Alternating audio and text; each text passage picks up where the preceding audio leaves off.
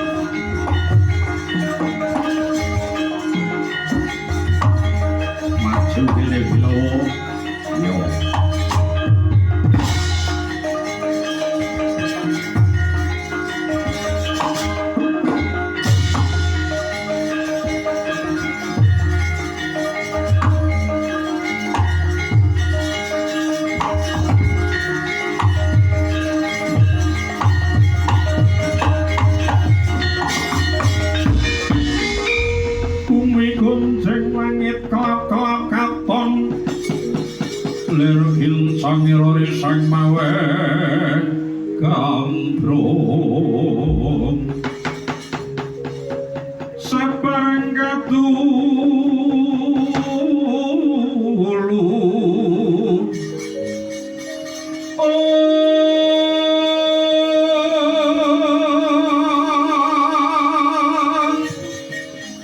ukir moyak mahayik saking tias Baliwod lumare sang gandrung dohare Sumitra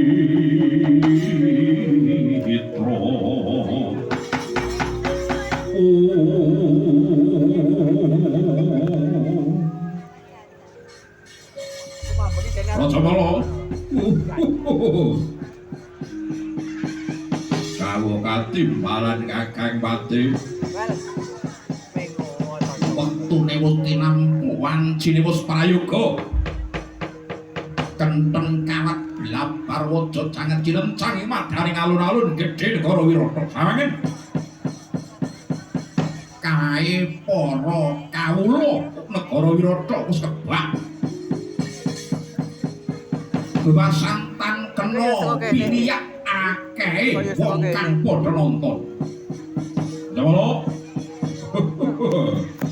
ribut kowe wedi ora sak lukun pinara sastra boten wonten ceceke ngaraos kula nginggrim babagan menika Kakang Pati yo Agus seto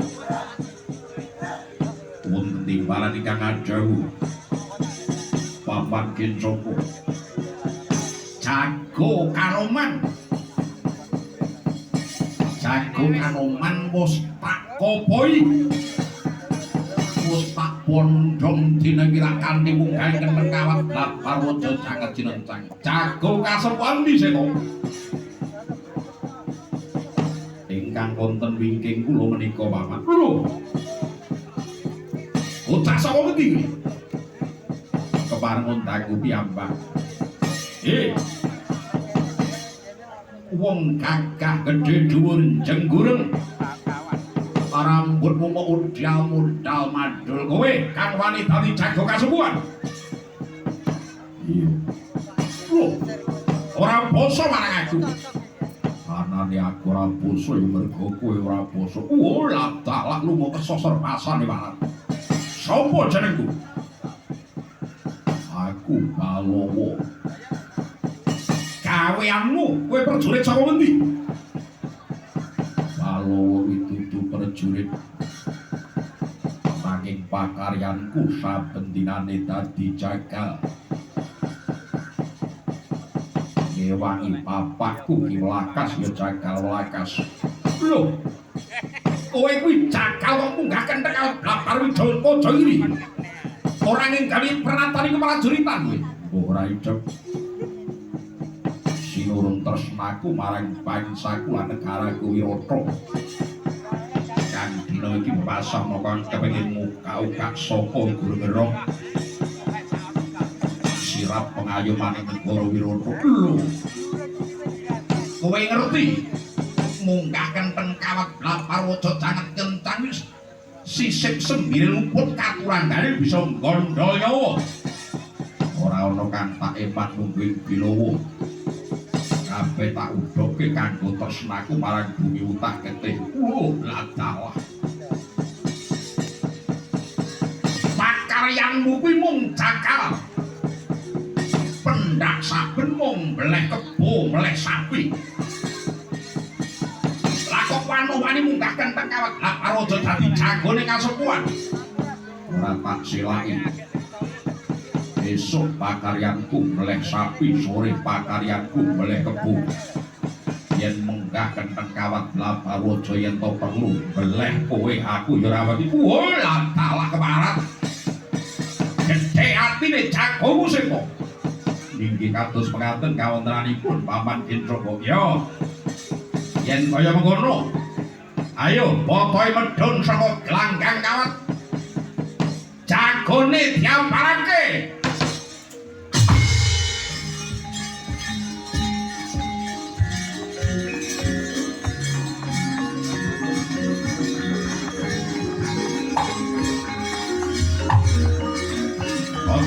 kalah.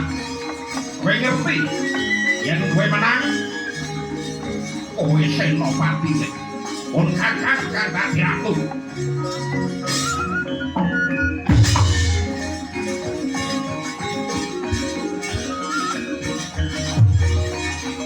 Bilowo aku titip nasibe negara Wirata, nasibe Rama Prabu, lan nasibe para kawula Wirata. Yo, pokoknya bentuk Anggara.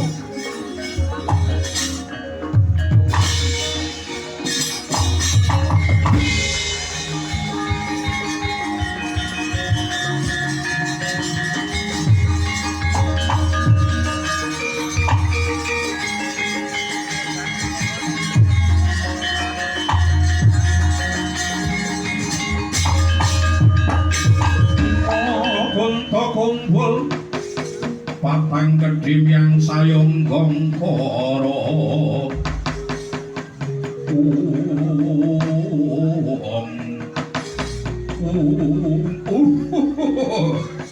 Bilowo yo yen ora sisip kowe raja Mala yo dasar kepara nyata Bilowo ono waran kena tak kandhani kowe mundhuna saka panggongan iki. Kentheng kawat blabar waja sanget cilencang kuwi papane para luhur antu katiasan. Mamerke karosan, mamerke katiktayan sedeng kowe kuwi mung trima. Wong cilik ongklang-klik pemasan getimbal 29 gaweanmu mung dadi jagal. Tresna marang negara, dharma marang bangsa kuwi ora ngomongake para luhur, para satriya, para raja Narmati. Nanging sapa wae kang rumangsa dikawulake dening ratu Gustine Kena duweni rasa tresna kepara malah kewajib labuh marang negarane. Mulang marang aku. Bilowo kowe tak kandhani yo. Kowe tak kandhani. Iki mengko bakal ana prastawa gedhe kang sisip sembire luput katurangane.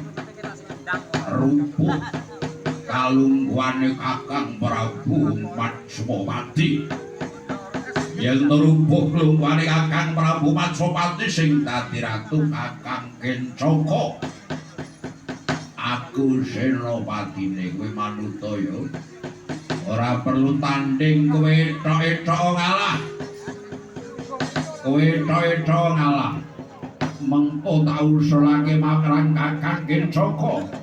Kowe ben diangkat dadi tumenggung saora-orane dadi bupati. Letek Kabupaten Rajawala.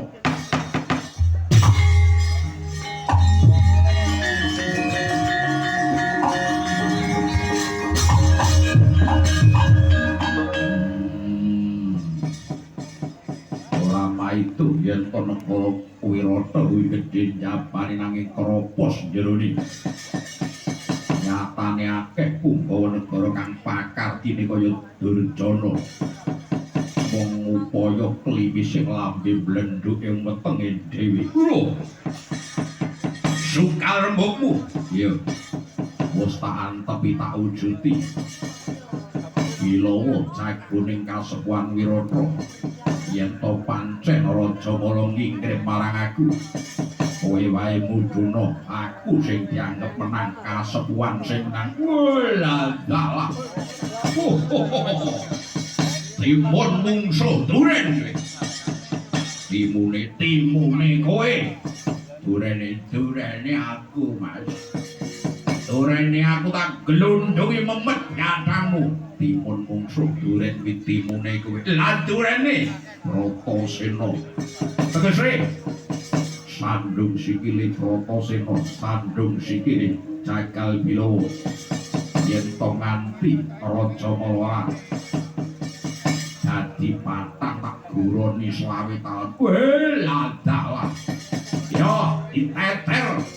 Kaya ngopo kanthi dayanmu ndi sing rubuh ing palagan? joget tak kenangi ganjur pecah sirahmu.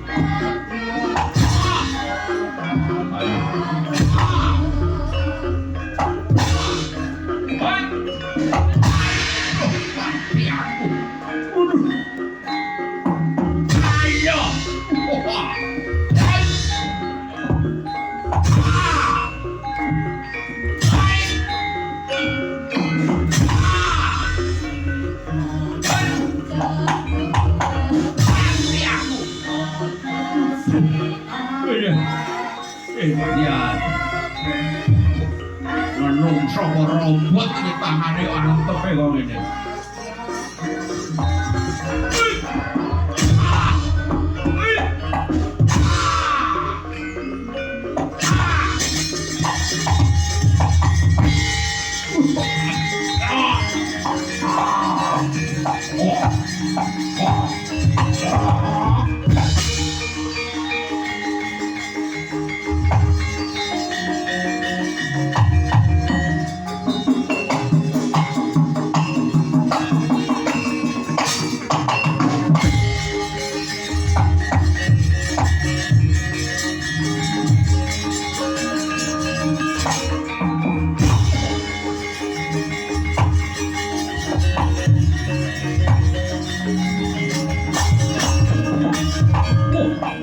Rajamala rubuh. Yo, aku kelingan muli Rajamala. Yen to nganti rubuh ing glanggang payudan, kon nyemplungake Sendhang Watari bakal cati-cati temak walaya.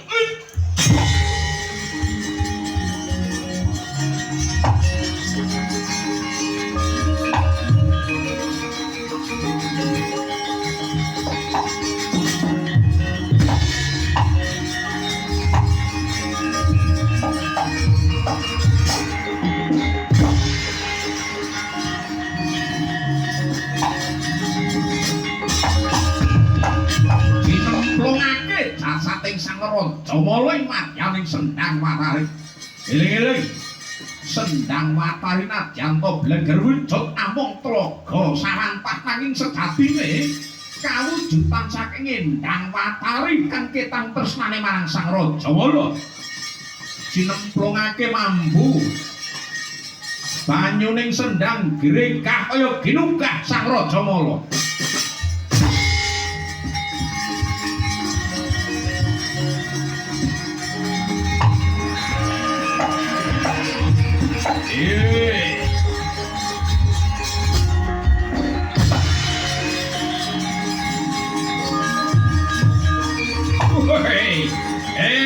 Jalai Rajamala mati apa?